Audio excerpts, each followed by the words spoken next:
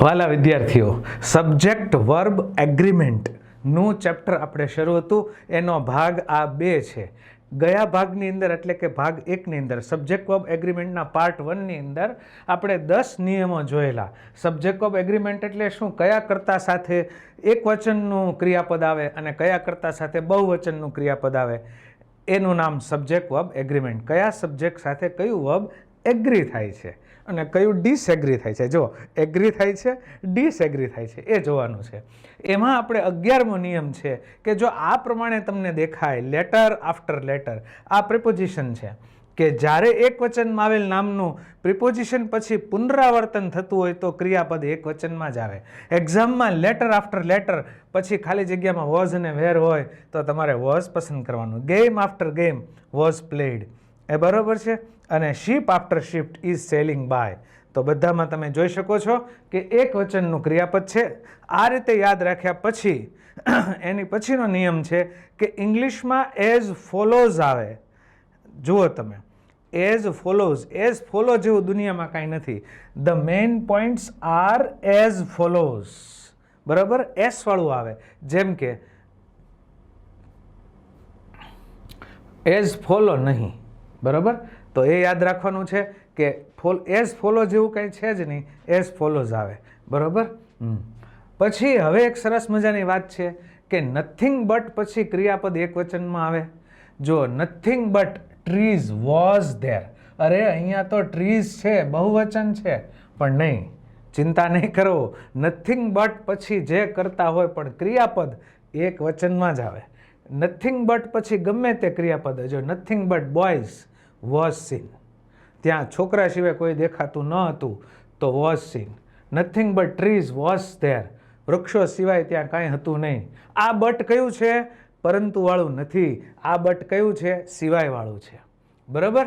તો અહીંયા nothing but પછી કાં તો એક નથિંગ બટ પછી જે સર્વનામ હોય અહીંયા એક વચન જ આવે. પરંતુ લાખ પતે કી બાત આ આવી છે કે નન બટ પછી કઈ રીતે કરવાનું. એ તો નથિંગ બટ હતું, પણ હું વાત કરી રહ્યો છું નન બટની, કે નન બટ પછી કર્તા પ્રમાણે ક્રિયાપદનું વચન મૂકવાનું, બરાબર. કે જેમ કે નન બટ હી તો ઇઝ મૂકવાનું, નન બટ ધે તો આર મૂકવાનું, બરાબર. એમ તો નથિંગમાં અને નનમાં શું ફરક પડ્યો કે નથિંગ પછી ગમે તે કરતા હોય ક્રિયાપદ એક વચનનો આવે અને નન બટ પછીનો કરતા જોઈને ક્રિયાપદ મૂકવાનો. કે ભાઈ કરતા એક વચનનો હોય તો એક વચનનું ક્રિયાપદ અને બહુવચનનો કરતા હોય તો બહુવચનનું ક્રિયાપદ નન બટ પછી. એટલે બંને સાથે તમને વાત કરી દીધી એટલે નથિંગ બટ અને નન બટનું યાદ રહી જાય. કઈ રીતે યાદ રહી ગયું મારા બ્લ્યુઝ એન્ડ પિંક્સ, મારા બહાદુરો ને બહાદુરીઓ? કે નથિંગ બટ પછી ગમે તે કરતા હોય ક્રિયાપદ એક વચનનો આવે, નન બટ પછી કરતા પ્રમાણે ક્રિયાપદનું વચન આવે. તમે પેલી 1.5 1 પોઈન્ટની સ્પીડ કરો ને, આ મેં ઓટોમેટિક કરી મારી. ઓકે, ચાલો. જો કર્તાની પહેલા નોટ આવેલ હોય તો ક્રિયાપદ બીજા કર્તા પ્રમાણે આવે છે. નોટ આઈ આવી રીતે હોય. જો not I, you are at fault, એ હું નહીં, તારો વાંક છે. તો નોટ આઈ એવી રીતે હોય, કોમા કરેલો હોય, તો અહીંયા જે કરતા હોય એ પ્રમાણે ક્રિયાપદનું વચન મૂકવાનું. આ આઈની સામે જોવાનું નથી, આ યુની સામે જોવાનું છે, બરાબર. એક ઉદાહરણ ઓર, કે not he comma she is at fault, બરાબર. તો કઈ રીતે થયું? આ હીને જોઈને ઇઝ નથી મૂકેલું, આ શીને જોઈને ઇઝ મૂકેલું છે, બરાબર. અથવા એમ કેવું હોય નોટ હી, તેનો વાંક નથી, વાંક મારો છે. કોઈક પ્રમાણિક વ્યક્તિ હોય તો પોતાનો વાંક સ્વીકારી લે ને. તો નોટ હી આઈ તો શું આવે? Am at fault. Not he I am at fault. Not he she is at fault. Not I you are at fault. Okay. હવે આ બહુ ઇન્ટરેસ્ટિંગ છે. એડજેક્ટિવ ક્લોઝ તો હું તમને પહેલાં વાત કરી દઉં કે એડજેક્ટિવ ક્લોઝ આ શીખવાડતા પહેલાં થોડીક પૂર્વ ભૂમિકા બાંધી દઉં. તમને ખ્યાલ છે કે વુ, વિચ, ધેટ, આ બધાથી એડજેક્ટિવ ક્લોઝ બને છે. બરાબર. This is the person who is known for dancing. આ એ વ્યક્તિ છે કે જે તેના ડાન્સિંગ માટે ફેમસ છે. તો કે જે જેવો અર્થ થતો હોય હુનો અર્થ કેવો થતો હોય કે જે જેવો, વિચનો અર્થ કેવો થતો હોય કે જે જેવો, ધેટનો અર્થ શું થતો હોય કે જે જેવો, ત્યારે એ કયું ક્લોઝ બનાવે છે? Adjective clause. અને ત્યારે ખાસ પ્રકારના વાક્યો બને છે.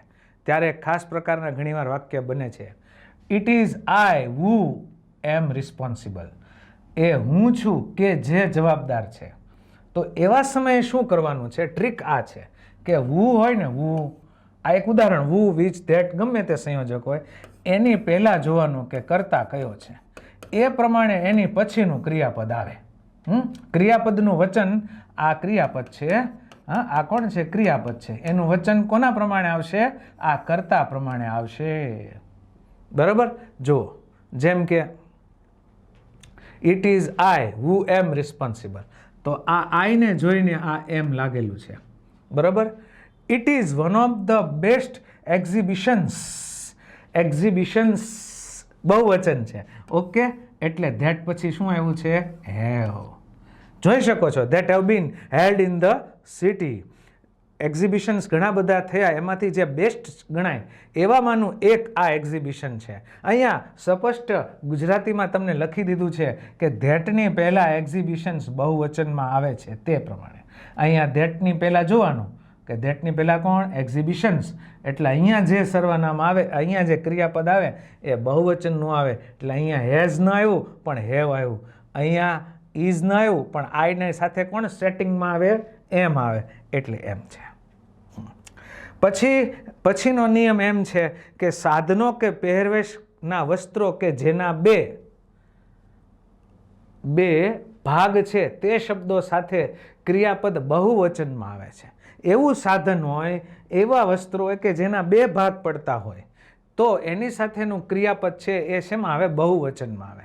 જેમ કે અહીંયા નજર કરો, વેર આર માય સ્પેક્સ. ચશ્મા, આ બે ભાગ પડે ને? હા સર, સાચું. તો સ્પેક્ટિકલ્સ, એને ટૂંકમાં સ્પેક્સ બોલે. આજકાલ એવા ઘણી બધી વસ્તુઓ છે. કોંગ્રેચ્યુલેશન તો કોંગો, સ્પેક્ટિકલ્સ તો સ્પેક, એમ એવું ઘણી જગ્યાએ કરે. કેલ્ક્યુલેટરને શું કરે? કેલ્સી. અરે તો વેર આર માય સ્પેક્સ, તો અહીંયા જો માય સ્પેક્સની સાથે બહુવચન આવ્યું છે. My pants are loose. Pants પહેરવાનું. બરાબર. તો એની સાથે શું આવ્યું છે? આર. અને પરંતુ પાછું એમાં આ રીતે કરેલો ઓફ વાળો આવી જાય. તો પેલો ઓફનો પહેલા લેક્ચરમાં નિયમ તમને શીખવાડેલો કે ઓફની પહેલાં કોણ છે? એ પેર.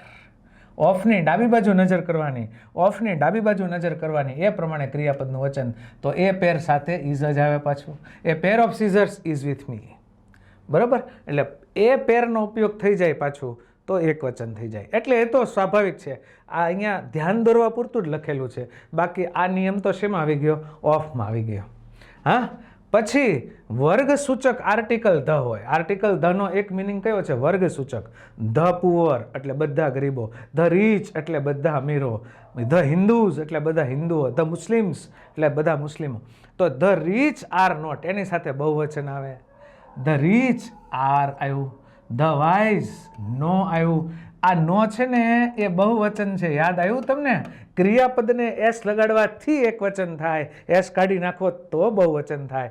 The wise know when to be silent. ડાયા માણસોને ખબર પડે છે ક્યારેક ચૂપ થઈ જવું.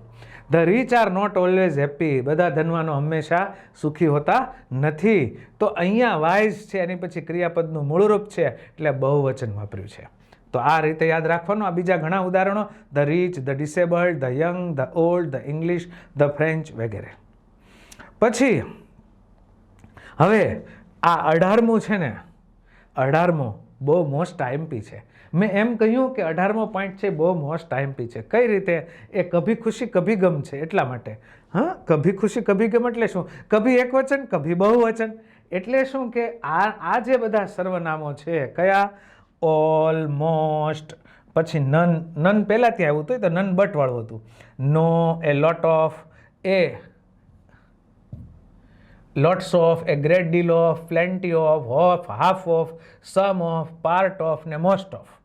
આ બધા એવા છે કે ક્યારેક એક વચનમાં, ક્યારેક બહુવચનમાં. એટલે હું એને મારી ભાષામાં શું કહું છું, કભી ખુશી કભી ગમ. હું તમને એક ઉદાહરણ પહેલાં એમાંથી લઈ બતાવું જે આપણું પ્રચલિત હોય, જેમ કે ઓલ છે.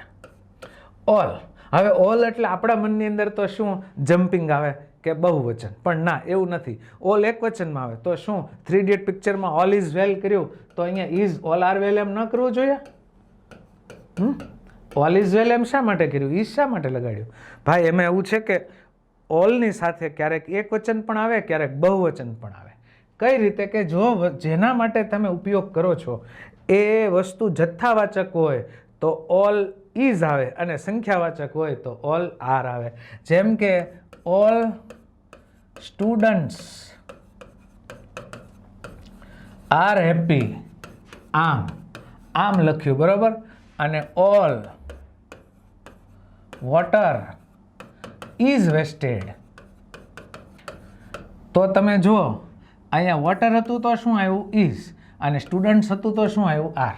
હવે આવું ઓલ માટે, સમ માટે, લોટ ઓફ માટે જે લિસ્ટ આપ્યું ને હમણાં, એ બધા માટે સમજવાનું. સમજ્યા કે તમે? All students are happy, all water is vested, આવું બધા માટે સમજવાનું. કભી ખુશી કભી ગમ, કભી એક વચન કભી બહુવચન, બરાબર? એમ છે. હવે એક સરસ મજાની વાત છે, વચ્ચે મને યાદ આવી છે, આમાં ક્યાંય પોઈન્ટમાં નહીં આવે, હું આમનામ જ કહું છું. અત્યારે મને ચાલુ લેક્ચરે અત્યારે યાદ આવી છે કે સંખ્યાવાચક વસ્તુ બહુવચનમાં હોય તો પ્લુરલ એની સાથે ક્રિયાપદ આવે, બહુવચન આવે, અને જથ્થાવાચક હોય તો એક વચન આવે. પણ જો કર્તા સ્થાને સંખ્યાવાચક અને જથ્થાવાચક બંને ભેગા થઈ ગયા તો એવું ક્યાંય ઉદાહરણ પણ નથી, પણ પૂછાઈ શકવાની પૂરેપૂરી શક્યતા છે. એટલે હું તમને કહી આપું છું કે ધારો કે એમ હોય કે સમ સુગર એન્ડ 3 cups, પછી એમિઝાર કે કાંઈ પણ મૂકવાનું આવ્યું છે. હવે આ શુગર કેવું છે, જથ્થાવાચક છે. 3 cups, કપને ચા પીવાનો, ભાઈ થોડીક શુગર અને 3 કપ ની જરૂરિયાત છે, બરાબર? હવે આપણે તમને એક્ઝામમાં પૂછાય એટલે તમે શું કરો, अगर मैं शुगर के सामने देखता हूँ तो सिंगुलर का वर्ब आता है, और अगर मैं 3 कप्स के सामने देखता हूँ तो प्लूरल का वर्ब आता है. सब्जेक्ट में दोनों हैं, क्या करूँ?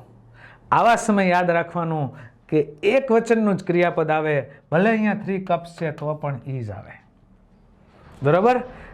આ ઇન્ટરેસ્ટિંગ વસ્તુ છે કે કર્તા સ્થાને જો જથ્થાવાચક અને સંખ્યાવાચક બંને એકઠા થઈ જાય તો તમારે ક્રિયાપદ એક વચનનું વાપરવાનું છે.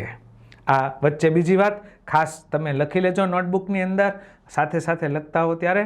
અને બીજું કે તમે એમ કહેશો કે 3 ઇડિયટ પિક્ચરમાં ઓલ ઇઝ વેલ એમ લખ્યું છે સર, તો એ બધું આપણને ક્યાં ખબર હતી કે બધું સારું છે એ સંખ્યાવાચક છે કે જથ્થાવાચક માટે સારું છે? એમ કે જ્યારે સંખ્યાવાચક કે જથ્થાવાચક એવું કાંઈ નક્કી ન થઈ શકે એવું હોય, અહીંયા તો ખબર હતી કે આ શુગર છે, અહીંયા તો ખબર હતી કે આ કપ્સ છે, આ જથ્થાવાચક છે, આ સંખ્યાવાચક છે, પણ ઓલ ઇઝ વેલમાં ઓલ શું છે? ત્યારે એને એક વચન જ માનવાનું, ત્યારે એની સાથે હંમેશા ક્રિયાપદનું એક વચન જ આવે, એને જથ્થાવાચક જ માનવાનું. જ્યારે કર્તા કયો છે ખબર ન હોય ત્યારે. ઓકે, તો આ જે ખાસ મેં પેટા નિયમો કીધા એ તમે યાદ રાખજો. સમજૂતી આપણી શરૂ છે, ઉદાહરણો પણ શરૂ છે. All money has been send, some sugar is needed વગેરે તમે જોઈ શકો છો. હાફ ઓફ, અડધું, એક્સરસાઇઝ આવશે ત્યારે વધારે એમાંથી ખબર તમને પડશે.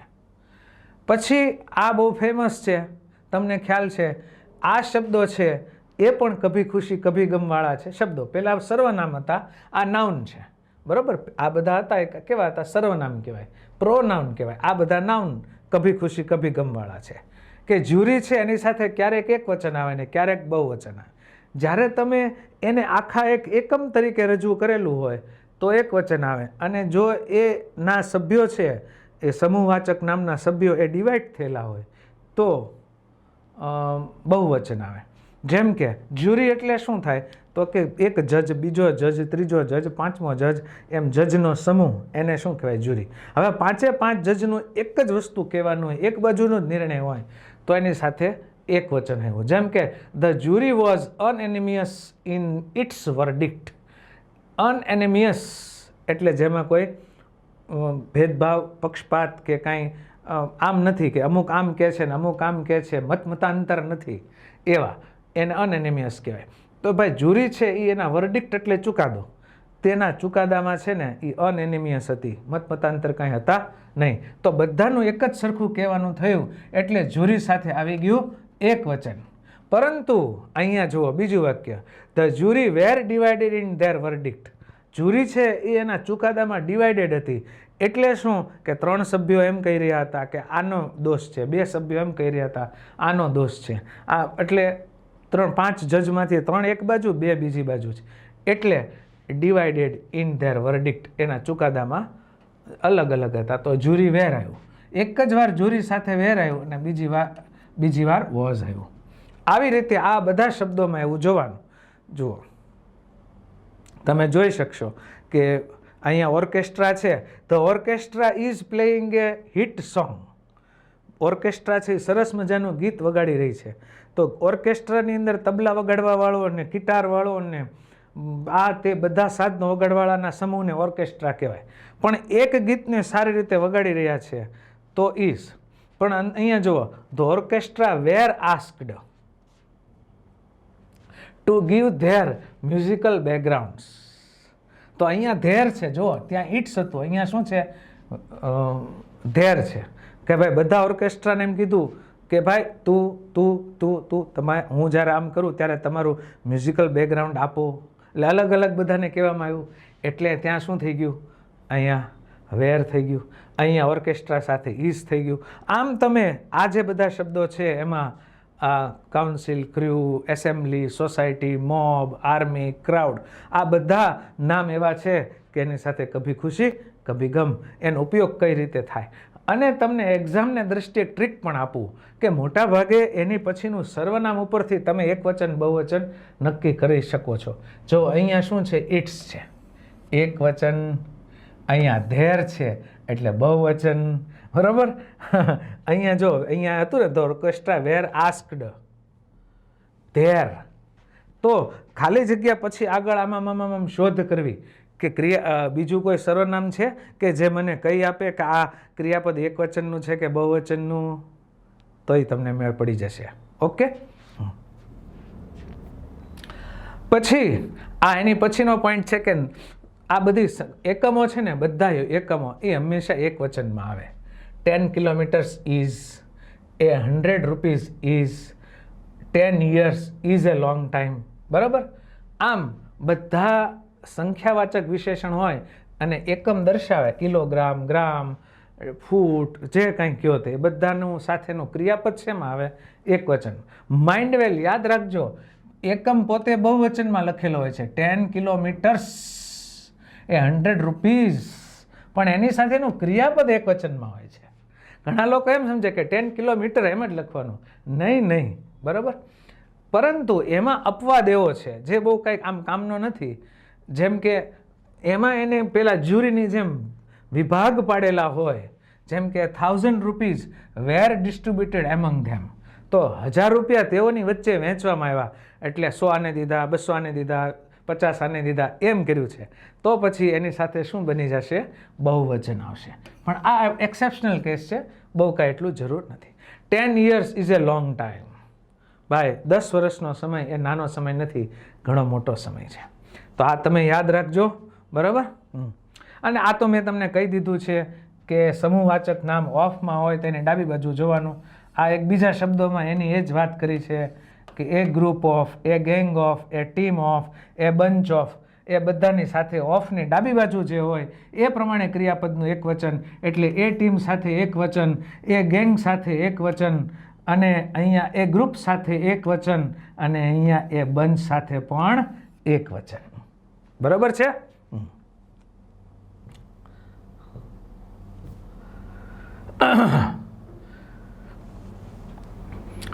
હવે સરસ મજાનો પોઈન્ટ છે કે અંકગણિતના આંકડાઓને એક વચનમાં ગણવામાં આવતા હોય, ક્રિયાપદ એક વચનમાં જ આવે છે. તમે હંમેશા આખું નાનપણથી ફોર્મ્યુલા તૈયાર કરો છો. આમ બોલો 2 + 3 is equal to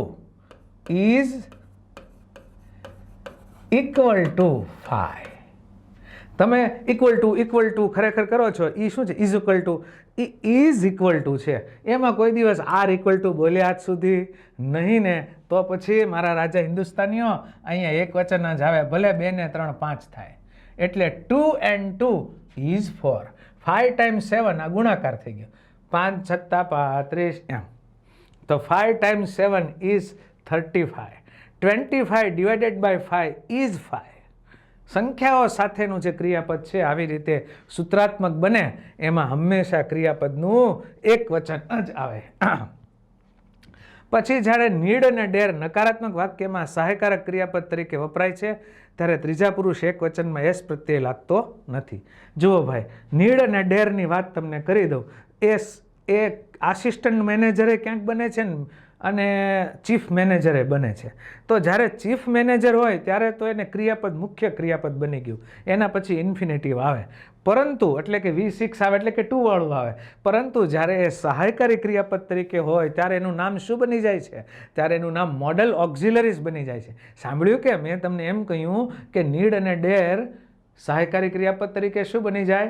model auxiliaries. તમને મોડલ ઓક્ઝિલરીઝમાં શીખવાડ્યું હતું, એ જરા યાદ કરી લેજો. અને કોઈ પણ મોડલ ઓક્ઝિલરીઝ પછી હંમેશા ક્રિયાપદનું મૂળ રૂપ બરાબર.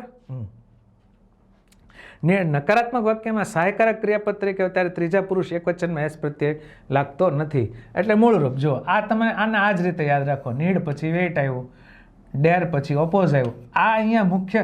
સર અમને કેમ ખબર પડે કે આ મુખ્ય ક્રિયાપદ તરીકે છે કે સહાયક ક્રિયાપદ તરીકે? જો કોઈ એકલું જતું હોય તો મુખ્ય ક્રિયાપદ, પણ એની સાથે એના પપ્પા હોય તો એ શું બની જાય? સહાયકારી ક્રિયાપદ. મારી ઈશારામાં વાત તમે સમજી ગયા ને? એમ આ નીડ પછી વેઇટ નામનું ક્રિયાપદ દેખાણું તો એ સહાયકારી ક્રિયાપદ છે. ઓપોઝ નામનું ક્રિયાપદ દેખાણું તો સહાયકારી ક્રિયાપદ છે. મૂળરૂપ આવ્યું છે. વધારે નીડ અને ડેરના જે બીજા ઇન્ફિનેટિવના આમ ને તેમને એની ચર્ચા મેં મોડલ ઓક્ઝિલરીઝમાં કરેલી છે. પછી અશક્ય કલ્પનાઓ માટે ક્રિયાપદ હંમેશા બહુવચનમાં આવે છે. If I wear A bird, જિંદગીમાં થવાય હું પક્ષી હોતો. If I wear A butterfly, બક્કા જાનું હું જો બટરફ્લાય હોય ને તો ઉડીને તારી પાસે આવી જાઉં, પરંતુ કાંઈ બટરફ્લાય થવાય ના થવાય. If I wear A bird, જો હું પક્ષી હોય, આઈ વુડ ફ્લાય, તો ઉડું. તો આ અશક્ય કલ્પના માટે બહુવચન જ આવ્યું, were. He behaves as if he were a boss, આ બહુવચનની કલ્પના માટે વેર આવ્યું. એ એમ વર્તન કરે છે જાણે પોતે બોસ હોય. બોસ નથી, કલ્પના કરવામાં આવેલી છે, વેર. પરંતુ એ ભગવાન બધાને કોરોનાથી બચાવે. હવે બધાને તો બચાવે એવું છે જ નહીં, બરાબર. એટલે ગોડ સેવ ધ પીપલ, ભગવાન બચાવે. અહીંયા નહીંતર શું આવવું જોઈએ? ગોડ સેવ્સ એમ આવવું જોઈએ, પણ નહીં, એક વચન નહીં, એમાં બહુવચન જ આવે, બરાબર. પછી આ ઇફ, આમ આ મેં તમને શીખવાડેલું છે. Were I butterfly I would come and sit on you, જો હું પતંગિયું હોત તો ઉડીને આવેત અને તારા હાથ ઉપર બેસી જાત, એમ. તો were I butterfly I would come and sit on you, બહુવચન. જો આ વેર છે ને બે કામ કરે છે, એક કલ્પના મૂકવાનું અને એક જોતો કરવાનું. આ વાત મેં તમને અગાઉના લેક્ચરમાં કરી છે. જ્યારે વેર આગળ આવી જાય ને વિધાન વાક્ય હોય ત્યારે એની પાસે ડબલ પાવર આવી જાય. એ બે કામ કરે, એક તો કલ્પના મૂકવાનું કામ કરે અને ઇફ કન્ડિશન બતાવવાનું પણ કામ કરે. એટલે were I butterfly I would come and sit on you, જો હું પતંગિયું હોઉં તો. એટલે કલ્પના પણ એનાથી થઈ અને જોતો પણ થયું, ઇફની જરૂર ના પડે. એટલે આવી કલ્પના કરવામાં દરેક જગ્યાએ બહુવચન હોય છે. પછી કેટલાક શબ્દો એવા છે કે દેખાવમાં બહુવચન છે પણ ઇન્ટરનલી એક વચન છે. આપણને મનની અંદર કેવું હોય કે જેની પાછળ એસ લાગે એટલે એક વચન હોય, બરાબર. પણ એવું નથી. જો news, innings, veggies, arms, physics, mathematics, આ બધામાં એસ લાગે છે પણ આ એક વચનમાં આવે. આ એનું રહ્યું list. The news is very sad, the wages of sin is death, પાપનું ફળ મૃત્યુ છે. વેજીસ, વેજ એટલે પગાર, વેજીસ પગારો જે કયો તે, પણ એ પગાર જ બોલાય, પગારો ન બોલાય. સીન, એસાઇન સીન એટલે પાપ, પાપનું ફળ મૃત્યુ છે. First innings was spoiled due to rain. ભાઈ મેચ રમાતી હતી એની પહેલી ઇનિંગ છે સ્પોઇલ થઈ ગઈ. કોના કારણે? વરસાદને કારણે. તો ફર્સ્ટ ઇનિંગ્સ, પણ છતાં એક વચન છે. Physics is A boring subject. ના, આવું તો ન લખાય. આ ઉદાહરણ હું કાઢી નાખીશ. કોઈ વિષય બોરિંગ હોતો નથી. ફિઝિક્સ હોય કે કેમેસ્ટ્રી હોય, મેથ્સ હોય કે ઇંગ્લિશ હોય, પબ એડ હોય કે બધા જ વિષયો છે આનંદદાયક હોય છે. આપણા માઇન્ડને શું શૂટ થાય એ જરૂરી છે. બધી વસ્તુ પોતપોતાની જગ્યાએ શ્રેષ્ઠ જ હોય છે. એટલે હું એવું કદી દિવસ નહીં કહીશ આ વાક્ય હવે પછીના મટીરિયલમાં હું બદલાવી નાખીશ. મને કોઈ વિષયની નિંદા થાય એ ના ગમે. હા, બરાબર. ફિઝિક્સ છે તો આ બધું છે. હું તમે અત્યારે આવી રીતે આ મુશ્કેલીના સમયમાં અભ્યાસ કરી શકીએ છીએ એનું કારણ વિજ્ઞાન છે, એનું કારણ ફિઝિક્સ છે. બધા, અને અંતે તો બધા વિજ્ઞાનો એક જગ્યાએ ભેગા થઈ જાય. એમાં ક્યાંક મેથ્સનો ઉપયોગ છે, એમાં ક્યાંક ફિઝિક્સનો ઉપયોગ છે, એમાં ક્યાંક કેમેસ્ટ્રીનો ઉપયોગ છે, અને પોતે બાયોલોજી તો આખું પછી મેથડ. તો આ રીતે એના ઉદાહરણો આપ્યા છે તમને, એવું યાદ રાખજો. તો 25 અને 26મો મુદ્દો છે એ એકબીજાથી ઉલટ સુલટવાળો છે. કે તમે જુઓ, આ દેખાવમાં બહુવચન પણ એની સાથે આવે ક્રિયાપદ એક વચન, દેખાવમાં એક વચન પણ આવે બહુવચન. જો પોલીસ, એમાં પોલિસીઝ કેવું કાંઈ નથી, છતાં એની સાથે બહુવચન છે. Were the cattle are grazing on the farm. ઢોર ઢાખર ચરી રહ્યા છે. બરાબર. પીપલ, પીપલમાં જુઓ તો પીપલ્સ, ઘણા લોકો રાઇટિંગના પરીક્ષા આપતા હોય ને પીપલ્સ કરે, પણ નહીં, the people are tired of, જે કાંઈ કહ્યું હોય. આ બધા એવા શબ્દો છે. એજિટેશન, એજિટેશન એટલે વિરોધ. આ આટલા શબ્દો છે: પીપલ, ફોક, કેટલ, પોલીસ, વર્મિન. આ બધા શબ્દો સાથે ક્રિયાપદ કયું આવે? બહુવચનનું આવે.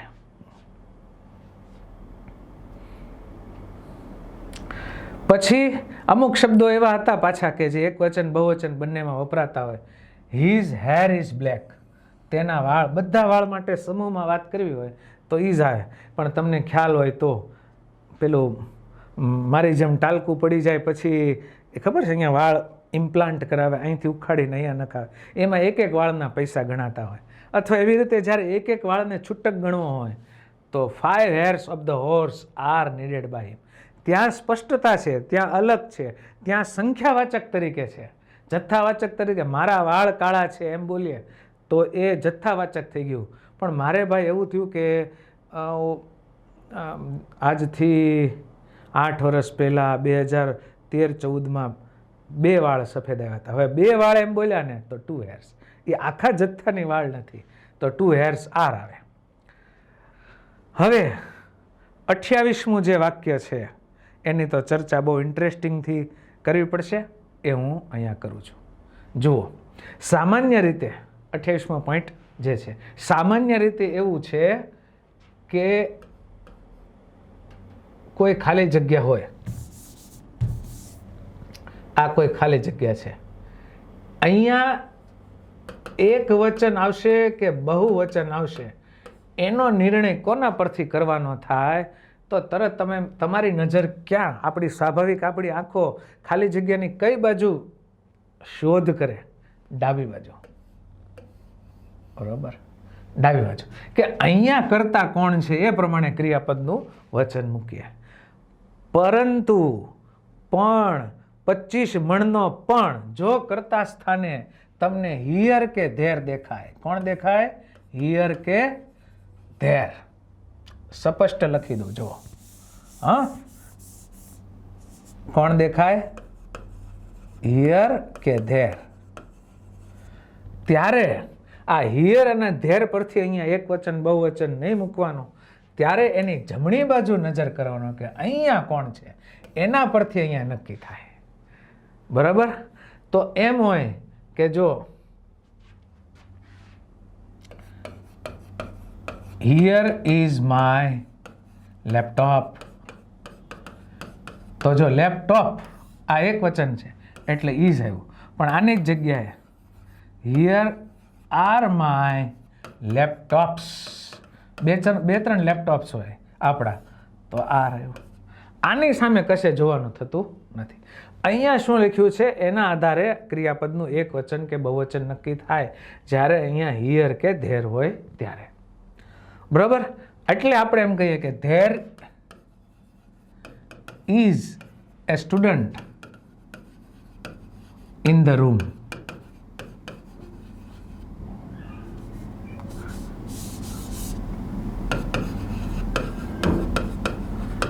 There is a student in the room અને there are students in the room.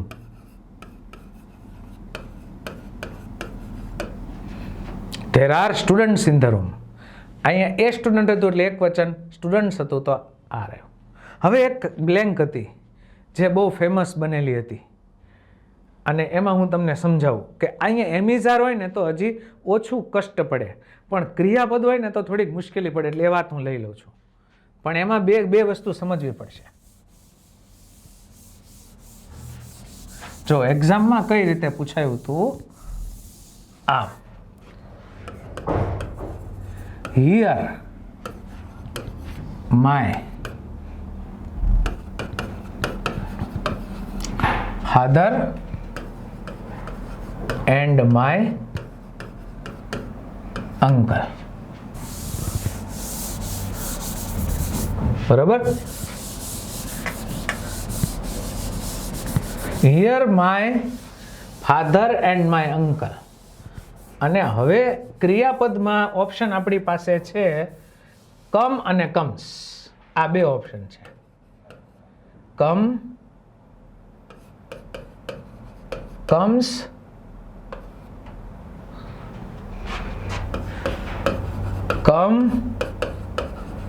comes, is coming અને are coming. મસ્ત એક્ઝામ્પલ છે, એક્ઝામમાં પૂછાઈ ગયેલું અને બહુ બધાને તકલીફ પડેલી, એટલે હું અત્યારે એને સોલ્વ કરી દઉં છું.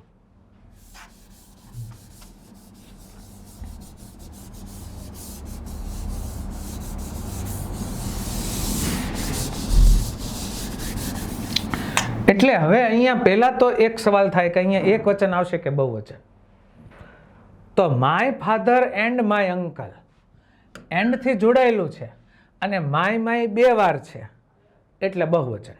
જો આમાં એક વાર થઈ જાત તો એક વચન થઈ જાત. એમ હોય કે માય ફાધર એન્ડ બોસ, કે મારા પિતાજી જ મારા બોસ છે, હું એની જ કંપનીમાં જોબ કરું છું, તો જે પિતાજી છે એ જ બોસ છે, જે બોસ છે એ જ પિતાજી છે, તો એક વચન થઈ ગયું. પણ અહીંયા બે વસ્તુ છે, એક ફાધરે આવે છે અને એક અંકલે આવે, જો બંને જણા આવે છે, બરાબર. તો એ રીતે અહીંયા આપણે નક્કી થઈ ગયું કે અહીંયા બે વાર માય લખેલું છે એટલે ક્રિયાપદનું વચન તો બહુવચન આવશે. એટલે એક વચનવાળાના પત્તા કપાઈ ગયા, કમ્સ નહીં આવે અને ઇઝ કમિંગ એ નહીં આવે.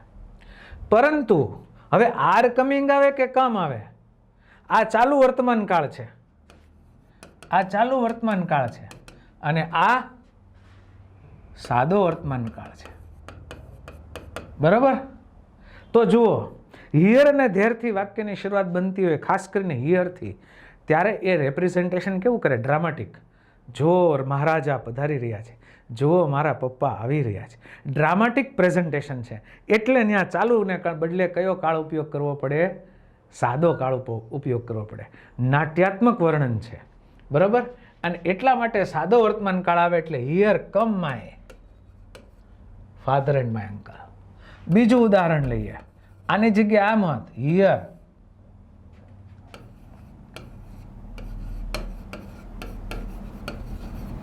હિયર કમ માય બ્રધર, આમ હોય તો હવે એક વચન છે અને તમને ખબર છે ડ્રામાટિક પ્રેઝન્ટેશન છે એટલે સાદો વર્તમાન કાળ, તો પછી કોણ આવી જાત, આ કમ્સ આવી જાત. હિયર કમ્સ માય બ્રધર, જુઓ મારો ભાઈ આવી રહ્યો છે. ચાલુ કાળ તો આવે જ નહીં, બરાબર. અને એક વચન ને બહુવચનનો નિર્ણય જમણી બાજુ પરથી કરવાનો. એમ આવી રીતે બે જગ્યાએ આર્ટિકલ હોય તો બહુવચન થાય, એક જ જગ્યાએ આર્ટિકલ લખેલો હોય તો એક વચન થાય. એ તો શરૂઆતમાં પહેલા ભાગમાં મેં વાત કરી છે આપણે. તો આ પૂછાઈ ગયેલી બ્લેન્ક હતી એટલે હવે તમને નિર્ણય કરવામાં તકલીફ નહીં પડે. એ આ હતું. આ હિયર અને ધેર. બરાબર. હવે 29મું શું કહે છે? ધ ફોલોઈંગ અને ધ અંડરસાઇનનો પ્રયોગ જો એક વચનના કર્તા માટે કરવામાં આવ્યો હોય તો ક્રિયાપદ એક વચનમાં આવે અને બાકી બહુવચનમાં આવે. એટલે કઈ રીતે હું તમને સમજાવું. ધ ફોલોઈંગ એટલે નીચેનામાં એક જ હોય તો એક વચન, નીચેનામાં ઘણા હોય તો બહુવચન. સાઇન કરનારો એક જ વ્યક્તિ હોય તો ક્રિયાપદ એક વચનનો, સાઇન કરનારા 3-4 લોકો એક જ કાગળ ઉપર તો ક્રિયાપદ બહુવચનનું. કઈ રીતે? જો આપણે ઉદાહરણ છે જ. The following are the new, યાદ રાખજો, the following are the new prices of the items. નીચે નવા ભાવ આપેલા છે વસ્તુઓના, વસ્તુના નહીં, વસ્તુઓના. ક્યાંથી ખબર પડી? પ્રાઇઝીસ ઓફ ધ આઇટમ્સ, બહુવચન. એટલે શું આવ્યું અહીંયા? એટલે શું આવ્યું? ધ ફોલોઈંગ આર આવ્યું. The following are. જો એક એક્ઝામ્પલ લઈ લઈ. જો અહીંયા લખી દો. The following are my items. નીચેની મારી વસ્તુઓ છે. બરાબર. તો અહીંયા માય આઇટમ્સ કીધું છે તો આર, પણ અહીંયા એમ કીધું તો ધ ફોલોઈંગ માય આઇટમ તો ઇઝ. બસ. એટલે અહીંયા આ રીતે જોવાનું. જો the following is the summary of the discussions held in the meeting. નીચે સમરી આપી છે. સમરી એટલે એક જ હોય અને એટલેની સાથે એક વચન આવે એટલે ઇઝ આવ્યું. સમરી એટલે સારરૂપ, જે પેરેગ્રાફ લખ્યો હોય સમરી કહેવાય. આખી ઘણી બધી વાત કરી હોય એનો સાર એમ આવ્યો કે આમ એમ. પણ અહીંયા જુઓ, વી ધ અંડરસાઇન્ડ, અમે લોકો, અંડરસાઇન્ડ એટલે નીચે જેને સાઇન કરી છે 1, 2, 3, 4 સોસાયટીના બધા સભ્યો એમ. કારણ કે અહીંયા વી છે. આઈ ધ અંડરસાઇન એમ હોત તો અલગ વસ્તુ થઈ ગઈ. હી ધ અંડરસાઇન એમ નહીં, પણ વી ધ અંડરસાઇન, અમે બધા જે સાઇન કરેલા છે એ request the pleasure of your company, તો એ તમે અમારી સાથે જોડાવ તો અમને ખૂબ આનંદ થશે એવું કહેવા માગીએ છીએ. તો અહીંયા વી હતું એટલે મૂળ રૂપ આવ્યું. અહીંયા હી હત તો રિક્વેસ્ટ એમ આવે, એક વચન આવે. અહીંયા બહુવચન આવ્યું. પછી જો ભાઈ આ વિડીયોઝ તમારે 2, 4, 5 વાર જોવા પડશે. જો 2 એકવચન નામની પહેલા નો પ્રયોગ થયો હોય તો ક્રિયાપદ એક વચનમાં. No boy and no girl was present. આ સ્પેશિયલ કેસમાં યાદ રાખી લેવાનું કે આવી રીતે થઈ ગયું ભાઈ. કોઈ છોકરો હાજર નહોતું, કોઈ છોકરી નહોતું, કોઈ ગ્રાહકે નહોતું, કોઈ વેપારી નહોતું. બરાબર. તો એક વચન. પછી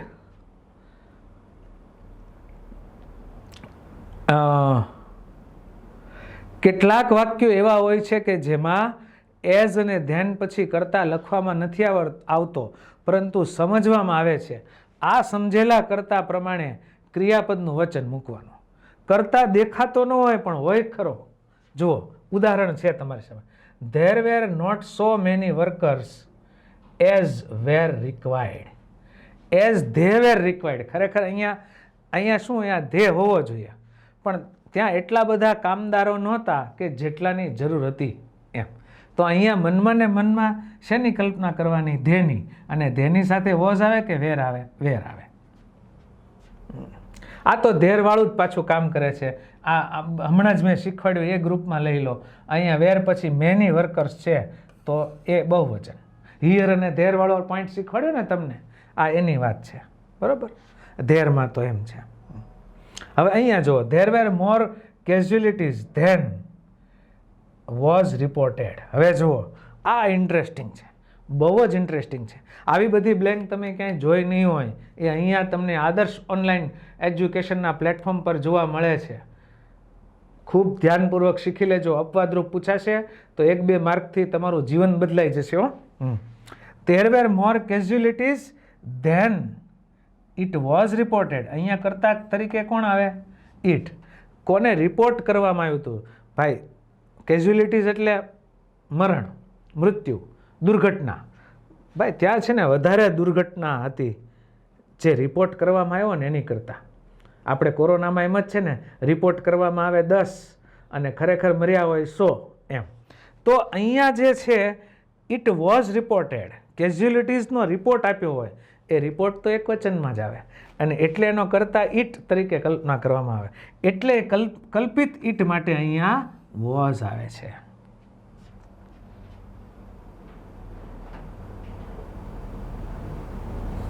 તો તમારે શું આ પહેલું ઉદાહરણ અને એક આ ત્રીજું ઉદાહરણ મગજમાં ગોઠવું.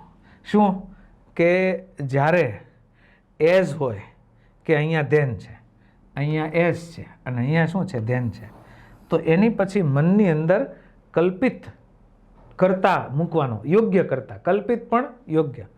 There were not so many workers as, એટલા બધા મજૂરો નહોતા કે તેઓ જરૂરી હતા.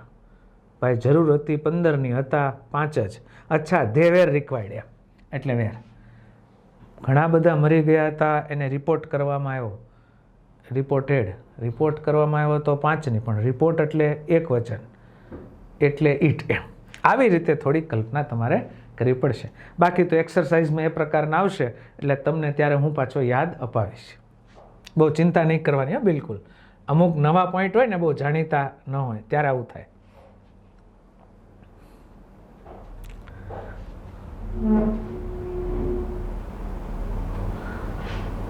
હવે આ મેં તમને કહી દીધું છે એટલે આની વાત નહીં કરીએ 32મા પોઈન્ટની, કે મોર ધેન વન પછી આ આગળના લેક્ચરમાં વાત કરી દીધી છે.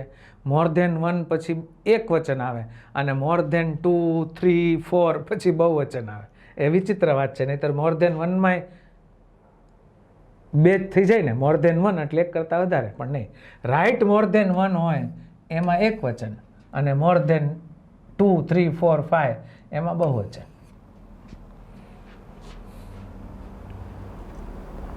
હવે બહુ ઇન્ટરેસ્ટિંગ વસ્તુ, અમુક નાઉન એવા છે કે જે એક વચન અને બહુવચન એમ બંનેમાં સમાન હોય છે, તેની સાથે ક્રિયાપદ વાક્યના સંદર્ભ પ્રમાણે લગાડવામાં આવે છે. જેમ કે શીપ, ફિશ, ડિયર અને આ કંઈક બીજું છે, જવા દે. હવે તમને ખબર છે, હું એમ કહું શીપનું એક વચન શીપ અને બહુવચન શીપ, તો શીપ કરતા તરીકે હોય તો એક વચન ગણો કે બહુવચન ગણો? આખું વાક્ય વાંચવું પડશે અને નક્કી કરવું પડશે કે એક વચન છે કે બહુવચન.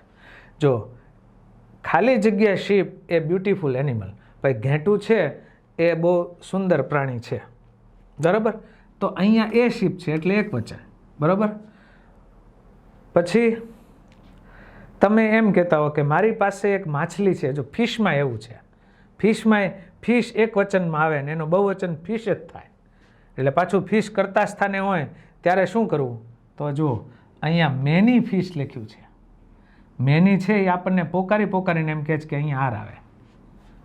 હવે આપણે એમ કેવું હોય કે ભાઈ આ મારી પાસે જે બાઉલ છે, બાઉલ એમાં એક માછલી છે, તો કેમ લખવું પડે? આમ લખવું પડે કે નહીં? There is A fish in the bowl, બરાબર. તો એ ફિશ હતું તો અહીંયા ઇઝ આવ્યું, મેની ફિશ હતું તો બહુવચન આવ્યું, આર આવ્યું. તો એવા જે શબ્દો છે કે જેનું એક વચન ને બહુવચન સમાન છે, એ કરતા સ્થાનમાં હોય એને જોઈને જો ક્રિયાપદનું એક વચન કે બહુવચન મૂકવાનું હોય ત્યારે આખા વાક્યનો અર્થ જોવો પડશે અને વિચારવું પડશે કે એકના સંદર્ભમાં છે કે અનેકના સંદર્ભમાં છે. અનેકના સંદર્ભમાં હોય તો બહુવચનનું ક્રિયાપદ, એકના સંદર્ભમાં હોય તો એક વચનનું ક્રિયાપદ, એમ આવશે. પછી જ્યારે વાક્યમાં ક્રિયાપદો કેવા? બ્લેસ એટલે ઈચ્છા વ્યક્ત કરી હોય, બ્લેસ, સેવ, હેલ્પ, લાઈવ, ઈચ્છા વ્યક્ત કરવા માટે વપરાણા હોય ત્યારે બધું બહુવચનમાં જ આવે. જેમ કે God help you, God helps you એમ નહીં કહેવાનું, ગોડ હેલ્પ યુ, એક હેલ્પ જ એમ જ આવે, એસ વાળા નહીં, બરાબર. બહુવચન તરીકે એસ વાળા કરીએ તો એક વચન થઈ જાય અને એસ વિનાના કરીએ તો બહુવચન થાય. God save the Queen, God bless you, long live, આ તો તમે બહુ બોલો છો, happy birthday to you, may God bless you. Actually આમાં બધામાં આગળ મેં છુપાયેલો છે, મૂળ રૂપ આવે, એટલું યાદ રાખજો. Long live the king. આ તમને મેં તો આમાં લખેલું હતું, મને ખ્યાલ નહોતો, આ કહી દીધું છે કે જ્યારે વાક્યમાં હકાર, ને આ તો બીજું છે, નથી કીધેલું. જ્યારે વાક્યમાં હકાર અને નકાર કરતા હોય અને તેમાં એક બહુવચનમાં ને એક એકવચનમાં હોય ત્યારે ક્રિયાપદ હકાર કરતા મુજબમાં આવે છે. આ પણ નવો પોઈન્ટ છે, તમે ક્યાંય જોયેલો નહીં. અને ખાસ આવા બધા પોઈન્ટ એકવાર ધ્યાનમાં આવી ગયા હોય ને એક્ઝામમાં બહુ કામ લાગે. અને નવું દર પેપરની અંદર જ્યારથી લાખોમાં ઉમેદવારની સંખ્યા પહોંચી છે ત્યારથી 40 માર્કનું પેપર હોય, 25 માર્કનું ઇંગ્લિશનું હોય ભાગ, તો એમાંથી 5 માર્કનું તો એવું હોય જ છે કે જે બિલકુલ નવું, અગાઉ ક્યારેય ન પૂછાયેલું એવું હોય છે. આ મારો 20 વર્ષનો અનુભવ છે. માટે હું કહું છું કે થોડીક એડવાન્સ તૈયારી કરવી જોઈએ.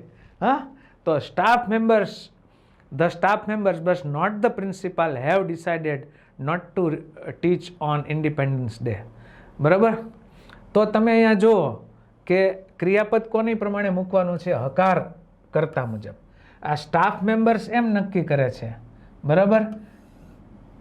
એક સ્ટાફ મેમ્બર્સ છે અને એક પ્રિન્સિપાલ છે. તો ઇન્ડિપેન્ડન્સના દિવસે ભણવાવું નથી એવું કોણે નક્કી કર્યું? તો કે સ્ટાફ મેમ્બર્સે નક્કી કર્યું. The staff members but not the principal. Staff મેમ્બર્સે નક્કી કર્યું, પ્રિન્સિપાલે નહીં. હેવડ, તો પછી મેમ્બર્સ બહુવચન છે એટલે શું આવ્યું? હેવ આવ્યું. It is not the teachers but the principal who decides this issue. બહુ સરસ રીતે જુઓ, અહીંયા ટીચર્સ બહુવચન છે, એની સાથે નકાર છે. નકારવાળાને ધ્યાનમાં નહીં લેવાનું, નેગેટિવ થિંકિંગવાળાને ધ્યાનમાં નહીં લેવાનો, પોઝિટિવ થિંકિંગવાળાને ધ્યાનમાં લેવાનો. બટ ધ પ્રિન્સિપાલ એક જ છે. હુ ડિસાઇડ્સ, કે જે નક્કી કરે છે. એસ કે ઈએસ લાગ્યો, સાદો વર્તમાન કાળ, ત્રીજો પુરુષ, એક વચન. આ હકારાત્મક વાળાને ધ્યાનમાં લઈ અને અહીંયા એસ આવ્યો છે. તો આ રીતે મેં તમને ઘણા બધા ઉદાહરણોથી 35 નિયમો શીખવાડ્યા સબ્જેક્ટ ઓફ એગ્રીમેન્ટના. અને હવે આપણે જોઈ લઈએ તેની એક્સરસાઇઝ. 2 ઈ પત્યા, એક્સપ્લેનેશન અને એક્ઝામ્પલ્સ. એક્ઝામ્પલ્સ પણ આપ્યા, એક્સપ્લેનેશન પણ આપી, સમજૂતી પણ આપી. અને હવે એની એક્સરસાઇઝ કરીએ કે જે થોડી અવનવી હોય. બરાબર છે? તો ચાલો હવે એક્સરસાઇઝ કરશું.